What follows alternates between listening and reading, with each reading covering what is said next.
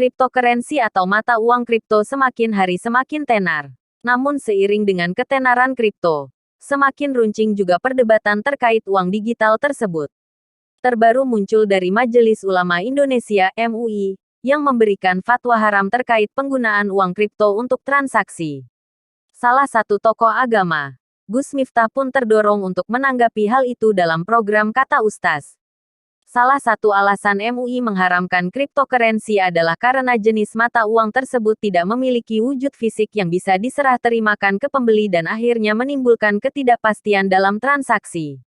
Selain itu, memungkinkan timbul gharar atau penipuan.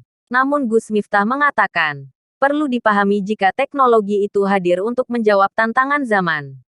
Teknologi itu hadir untuk menjawab tantangan zaman. Saya pikir gini. Mata uang digital untuk menjawab kesenjangan. Kesenjangan nilai tukar mata uang antar negara saat ini yang sangat tidak adil. Sama-sama kertasnya. Coba kita lihat antara dolar dengan rupiah kan senjang banget. Pound sterling dengan rupiah. Jauh banget. Dolar Singapura dengan dolar Amerika sedikitlah. Jelasnya. Maka dari itu, menurutnya lahirnya cryptocurrency itu sebagai mata uang tunggal yang dapat digunakan di seluruh dunia. Dengan harapan bisa menjawab tantangan mengenai permasalahan nilai tukar mata uang di masa depan. Sehingga dapat memperkecil gap antar nilai mata uang yang ada di dunia. Lembaga Batsul Masailnu Daerah Istimewa Yogyakarta. Mereka mengatakan begini komplitnya. Ekonomi merupakan bagian dari ranah hukum Islam yang dinamis. Artinya dinamis itu kan berkembang. Nah, perkembangan teknologi digital berpengaruh pada perubahan alat tukar, bentuk komoditas, maupun pola transaksi, tutur MUI. Lebih lanjut dia menjelaskan, hukum Islam sebenarnya tidak mengatur jenis alat tukar yang harus digunakan. Dalam hukum Islam jenis alat tukar mengikuti kebiasaan suatu komunitas. Ia mengatakan alat tukar awal-awal Islam setara dan tidak menimbulkan kesenjangan. Saya teringat satu hadis. Antum a'lamu bi umuri dunyakum. Kamu yang lebih tahu dengan perkara-perkara duniamu.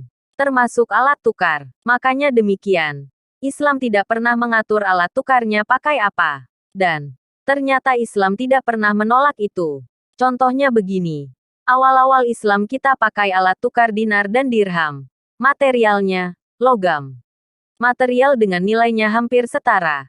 Karena kalau kita jual mata uang ini, dinilai dari emasnya hampir sama. Logam dalam bentuk dinar dan dirham. Kemudian, dalam perkembangan zaman beralih dari logam menjadi kertas, yang dalam fase ini antara materialnya dengan nilainya tidak setara. Kalau dirham dan dinar setara, sedangkan kalau kertas, sama-sama kertas.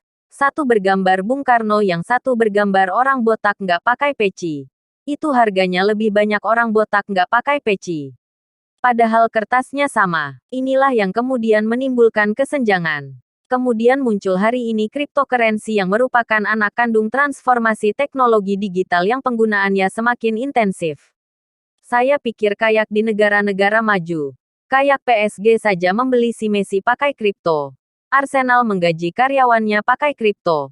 Pertanyaannya adalah benar nggak itu tidak berwujud, mengandung gharar, dan lain sebagainya. Saya kok punya pandangan berbeda ya. Pertama, dari nilai manfaat. Jelas kripto itu memiliki manfaat. Kedua, bisa diserah terimakan. Kemudian bisa diakses jenis antara sifatnya. Jadi bisa diakses jenis serta sifatnya oleh tidak hanya kedua belah pihak. Saya pikir kalau seperti itu, saya kok mengatakan masih layaklah bahkan halal mungkin.